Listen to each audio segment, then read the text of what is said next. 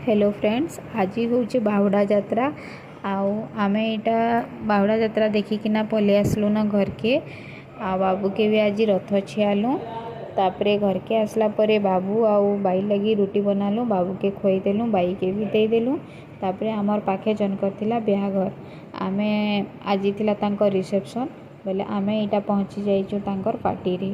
तापरे आड़े भोजी भी स्टार्ट हो जाइतिला ना बोले तापरे आमे गलु आउ खाना पीना करदेलु। खाई सारला परे आमे पहुँची गलु स्टेज ऊपर के। दुल्हन सांगे टिके फोटोशूट कलु। तापरे फोटोशूट परे लास्ट गुपचुप टिके खाइलु।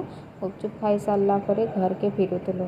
घर के फिरला बाटे देखलु छुआ माने ऑटो रे बसिकिना खेलुछन। बेले बाबू के भी बसई देलु सेनु बेले से भी से छुआ साई खेलला। तापरे आमर वीडियो भल लागला please like share and subscribe कर देबे। बाय।